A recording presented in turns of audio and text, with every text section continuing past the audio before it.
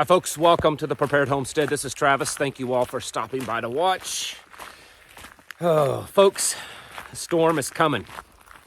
And I mean a real storm. Not like the rain that's falling down on me right now. It's a real storm. We've been talking about this for a long time. And not just myself, many other people here on YouTube and in the news. It's coming down on us, folks. And that big tsunami that's about ready to hit the shores, it's getting a lot closer now. And it's time to act. It's time to act upon it. For a long time, many of you have been feeling the calling, have been feeling that pull to get out of where you're at, because you know where you're living, you know what you're doing is not safe. It's not smart. It's not where you should be. And you've just been struggling, trying to figure out what to do.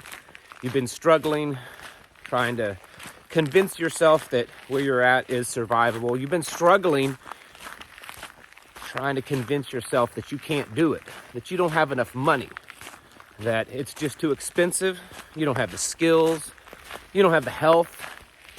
This is something that eats away at you. But now it's time to get serious. It's time to get out of Babylon, folks, because this storm that we've been talking about for a long time, yeah, I think it's pretty doggone close at this point, and it's time to buck up and take it pretty serious and start making your moves. I understand that it's difficult. I've been there. Certainly didn't have a lot of money, certainly didn't have, all of this stability to make it easy to make the move. The place that my wife and I, where we live now, and I've talked about this briefly in the past, but just to give you an example, because I think a lot of people, especially that watch these YouTube channels, they think, yeah, well, sure, you may have been smart enough to be saving up, or you had a good job, or your credit was just perfect, or whatever the reason is. And that's how you were able to move out. My situation is different. It's bad. It's just impossible. When we bought our piece of property, I believe it was the Father that just led us there. I believe God just plopped it in our lap. And without going into all the details, because it's a long story, we ended up buying this piece of property that had pretty much nothing on it. The last resident that we can determine was sometime back in the 1930s. But the house and all the structure and stuff had been gone long since. It was basically a hunting property. And for a little over a year, we lived in a 30-year-old RV. Have you ever been in a 30-year-old RV? An RV that had been used just for hunting purposes. So it wasn't luxurious, it wasn't nice. We lived that way for a little over a year until we got our cabin going enough that we could move into that. And it's still not all finished. We're still working on stuff. It's tough, it's hard, but you have to do it. You have to do it because the storm is coming, folks. It's been coming for a while, but it's getting really close. And the very real possibility of some type of global conflict, real possibility of a collapse when it comes to economical.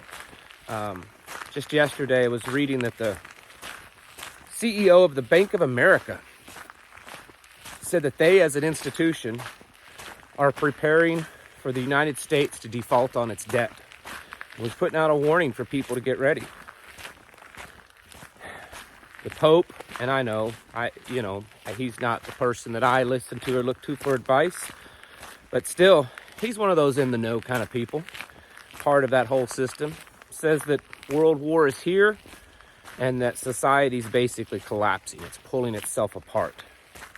United Nations director, chief, whatever, saying pretty much the same thing.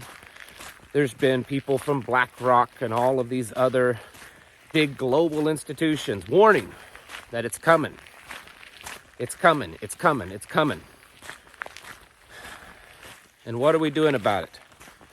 Spending too much time watching videos, worrying about what we're going to do and how we're going to live, because it's just too much. It's too hard to get out of these cities. I'm here to tell you, you're right. It is hard. It is tough. This lifestyle isn't easy. It's tough to make that move because it's going to cost you a lot of sacrifices. Unless there's a few of you out there that just have the financial ability to do this, the vast majority of the rest of you, you're going to have to make some sacrifices. You're going to have to step out of your comfort zone. I mean, that is the benefit of living in cities, is it's somewhat, comfortable. It's easy. It's, there's all these conveniences. Everything's right there at your fingertips. You live in your apartment or your little suburban house or townhouse, and, you don't have to do too much. At most, you might have to mow your yard.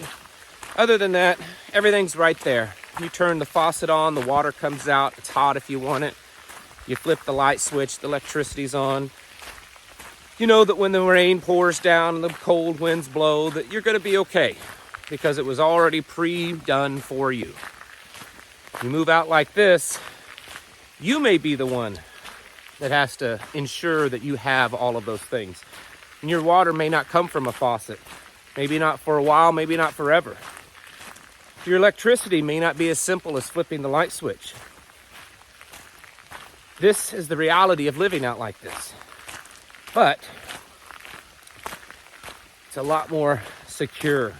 It's a lot more free. You are able to provide for yourself, really provide for yourself. You're able to produce your own food. You're able to live outside of these cities of iniquity, this worldliness. If you don't know what kind of worldliness I'm talking about, turn on your TV sometime just as a test. It's disgusting, the stuff that's going on. Even the commercials, it's disgusting. This is the world that we live in. And if you don't want to be part of it, you need to get out of it. The biggest enemy right now for you, your biggest threat to you right now in this moment is you. It's you. In the future, the threat of starvation is going to be real. It's going to be very real for a lot of people. The threat of others, people, just dangerous people, stupid people, desperate people, people that are hurting, people that are just trying to get some food for their kids because they're crying and they're hungry. That's going to be a real thing. And it's going to be a real threat. But right now, in this moment, the only real threat that you face is yourself. You are the threat. Your doubt and disbelief in your ability to do this, that's the threat. Your lack of self-esteem, that's the threat. It's belief that because you don't have the money, or that you don't have the knowledge of how to do this, that's the threat to you right now. And you have to overcome that. It's not easy at all. I don't want to sugarcoat it. This isn't what I call Pinterest homesteading. We're talking real, serious, walking away, selling, and getting out of your comfort zone and move it out to a place that, while it may be tough, it's something that you can build upon and survive on. It's not easy. And I don't want to sugarcoat it and make you think that it is. Because I think too many times a lot of people portray it as that. It's just this wonderful life. And it is. There's an aspect of it that is wonderful. It is pleasant. It is peaceful. My wife and I very often sit outside at night. And it's so quiet, so peaceful. In the mornings I get up, I go outside before the sun comes up, have me a cup of coffee. It's so quiet, and I love it. There's also a lot of work to do, constantly, never ends, never caught up. When you're planning this, you need to figure out what you're willing to sacrifice, because you're going to have to make some sacrifices. Again, unless you're one of the fortunate that just has enough savings, or you're able to sell your house and come up with enough cash to just do this and not really have to worry about it. And there's nothing wrong if that's the case. I'm just saying the majority of you, that's not going to be the case. You need to figure out what kind of sacrifices you're willing to make, what you're willing to do without, how hard you're willing to accept this lifestyle, how hard of the work that you want to do or that you're willing to do, what you're willing to live on, which is very little, and then plan for less than that. That's how you need to do it. And then you just need to start getting out there and getting active. First thing, though, you need to be praying about it. I mean, really praying, aggressively praying, demanding. I don't think there's anything wrong with that. Doesn't mean you have to be rude and disrespectful in your prayers. But if you read your Bibles, there's a lot of people that got really kind of forceful in their prayers. That it was not just this meek, oh, whatever you feel, if you have time, if you're not too busy, if you could kind of, look my way for just a moment. No, these people, they were, I need this and I need it now. And I'm not going to let go. I'm not going to let go until you bless me. That's the kind of attitude you need in your prayers. And then be willing to act upon what you hear. Because that's the problem. Too many times we are told through prayers what we need to do, and then we don't do it because we're too terrified, we're scared. It's too hard. So when you get your answers, you need to move upon it. And when you're out looking for land, figure out where you want to live, or at least a top 3. And then you need to take the time, take a few days off, and make a trip and go there and drive around, see what the area looks like. Just because it's outside the city doesn't always mean it's really good for living this kind of lifestyle. You need to be away from the cities, not just a few miles outside of town. And when I say cities, I'm not talking about just Chicago and St. Louis and Houston and Dallas and places like that. I'm talking pretty much anything over the population size of 15 to 20,000, I want to stay away from. Because even though that 15 to 20,000 city may be a nice little quaint city right now, it's eventually going to be 15 to 20,000 really hungry people. And if you're living 5 miles outside the city limits, you're really close to those 15 to 20,000 people. So get as far away as you can. And again, that's going to cost sacrifices. I have people email me and they say, well, where's an area that I can live near a hospital that has electricity and all the utility services, gets good internet, that I'm not too far away from where I can go do my shopping, all this kind of stuff. But folks, if you're doing that and that's your standard, you're not going to really get out away enough to be affected, to not be affected by what's going on. I understand some of you in poor health, you want to stay close to those hospitals. There's a good chance you're not even going to be allowed to use them at some point. So I don't even know if that's should be a high priority. You need to get out and take a look at where you're wanting to live. And if it's a bunch of nice, big, fancy houses and manicured yards and fields, even though you're 30, 45 minutes from town, probably not a good place to move to. If you get out there and you see smaller trailers and cabins and little gardens and goats and sheep and chicken coops and things like that, it may not be perfect and picturesque, but you see a lot of that, probably a good sign that may be an area you want to live. Do the research and see what kind of restrictions are in that area. Some place, even though you're out in the middle of nowhere, they have all kinds of building codes and restrictions, and other places, like where I live, there's zero, none. And if you want to live in a cardboard shack, they don't care. You want to build your own place, they don't care. Look for places like that. Look for places that you got at least enough. I know there's all kinds of books and homesteading stuff that talk about how you can live off a half acre, 1 acre, or 2 acres. Yeah, you can. Number one, if it's the right piece of soil, you can certainly do it. But it's a little harder to be self-sufficient. It's a little harder to defend. You don't have a lot of space, and it's very possible that your neighbors are going to be pretty close. So if you're able to, get at least 10 acres, because at least that gives you a little bit of a buffer zone. Make sure it's a pretty good piece of soil, that it's fertile, and that it's not just rocks, that it's not just up and down, and you know, that there's at least some space to grow some food, and it's in a pretty good area to do that. You want to check out the security of it. You know, is this a place that's capable of being defended if need be? And then you're just going to have to make the decision. You're going to have to pull the trigger.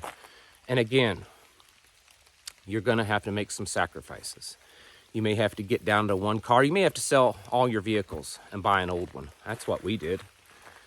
We had a really nice Ford Expedition. It was the King Ranch edition. Beautiful, beautiful vehicle. Beautiful. The fine leather, Naugahyde interior. Load every option available. Beautiful vehicle. Sold it. We drive a 23-year-old rust bucket Dodge pickup now. Yeah, I have to tweak on it and fix on it every once in a while. In fact, right now I'm waiting on some parts to come in. But it goes wherever I want it to go. I can haul wood and dirt. I don't have to worry about it getting scratched up, because it's already got plenty of those. And it's something that's simple enough that I'm capable of repairing, because it's one of the older engines. Something like that would probably be advisable. Get rid of things that you just don't need.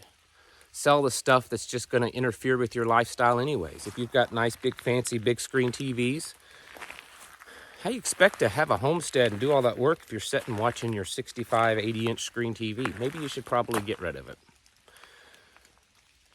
It's time to downsize, get out the clutter, be willing to live in like a little tiny home or something like that. Not saying you have to, but it is a lot cheaper to live in a smaller house, something under, say, 600 square foot.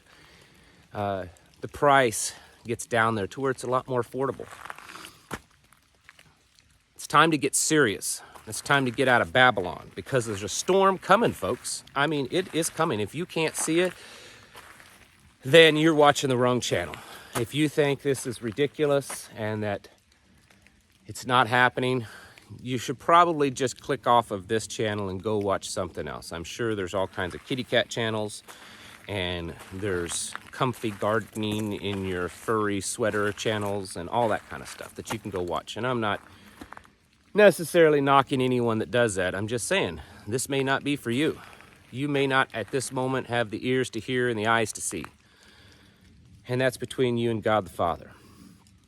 But for the rest of you, it's time to get serious. It's time to make the move, because Babylon is consuming you. It's consuming you and everything else around it.